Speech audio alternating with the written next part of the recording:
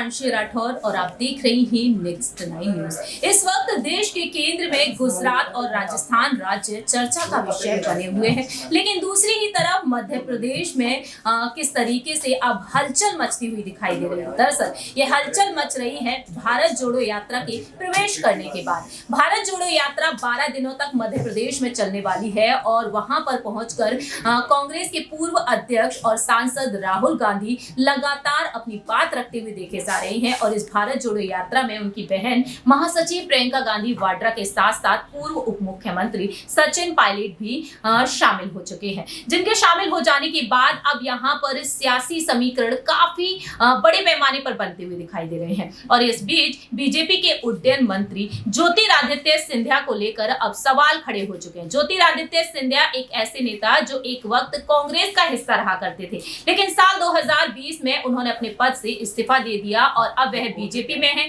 ऐसे में सवाल ये उठता है, क्या अब वह यहाँ पर कांग्रेस में एक बार फिर से शामिल होते हुए नजर आएंगे? क्योंकि सिंधिया ने बीते कुछ दिनों पहले यही कहा था भारत जोड़ो यात्रा के लिए कि आप सभी का स्वागत है, और उनके उस छोटे से बयान के चलते यहाँ पर अब ये कहा जा रहा है कहीं ना कहीं घर वापसी के संकेत दे दिए हैं। दरअसल ये बात कही गई है अब कांग्रेस प्रवक्ता और हिमाचल प्रदेश कांग्रेस कमेटी के पूर्व अध्यक्ष कुलदीप सिंह राठौर ने ज्योतिरादित्य सिंधिया पर कहा ये उनकी घर वापसी का संकेत हो सकता है। इस तरीके से उन्होंने बयान दिया है। और क्या वाकई में अब सिंधिया की घर वापसी होगी, कांग्रेस में वापसी होगी? इस पर हम जानना चाहेंगे हमारी सहयोगी क्रांति से कि आखिरकार वह क्या कहती है, क्योंकि ज्योतिरादित्य सिंधिया ने यह कहकर इस्तीफा दिया था जब सोनिया गांधी को इस्तीफा भेजा था, उन्होंने कह दिया कि वह आजाद होना चाहते हैं और कांग्रेस में रहकर वह देश की सेवा तक नहीं कर पा रहे। तो आपको क्या लगता है अब इस बात? देखिए, यहाँ पर अगर कांग्रेस की बात को लेकर के मैं कहूँ तो सिंधिया ने ये बात कही थी उस समय, लेकिन देखिए आज जिस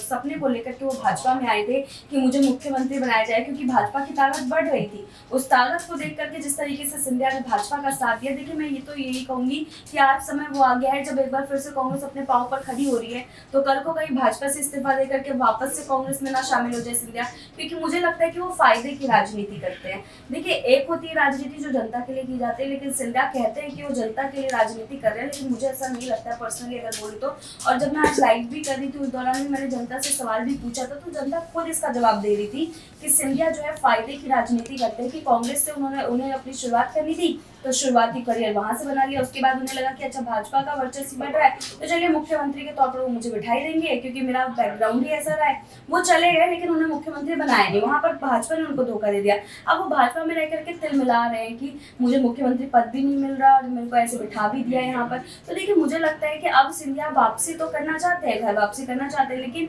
सिंधिया के पास ऐसा कोई रास्ता नहीं बचा है जिस रास्ते को देख करके जो है वो ये सोचे कि चलिए मैं तो पार्टी के अंदर वापस चला जाऊं और मुख्यमंत्री पद भी संभाल लूं। क्योंकि पहले तक तो ये था कि कांग्रेस अगर वहां से जीतती तो सिंधिया को जो है मुख्यमंत्री जरूर बना देती, लेकिन सिंधिया को मुख्यमंत्री कांग्रेस ने अपने चेहरे के रूप में भी घोषित नहीं किया था। लेकिन भाजपा के लिए उन्हें पूरी उम्मीद थी कि भाजपा ऐसा करेगी, लेकिन भाजपा भी दगाबाजी कर रही है, तो शायद उस दगाबाजी को देख करके सिंधिया के होश आए, लेकिन ये कहना बहुत मुश्किल है। जैसा कि यहाँ पर क्रांति ने अपनी बात रखी कि ज्योतिरादित्य सिंधिया शायद ही अब बीजेपी की तरफ रुख करना चाहेंगे। फिलहाल देखा जाए तो मुख्यमंत्री पद की दावेदारी को लेकर मौजूदा मुख्यमंत्री शिवराज सिंह चौहान और ज्योतिरादित्य सिंधिया को लेकर तमाम तरीके से कयास लगाए जा रहे हैं। साल 2023 में यहाँ पर चुनाव होंगे, विधानसभा चुनाव होंगे और यहाँ पर मांग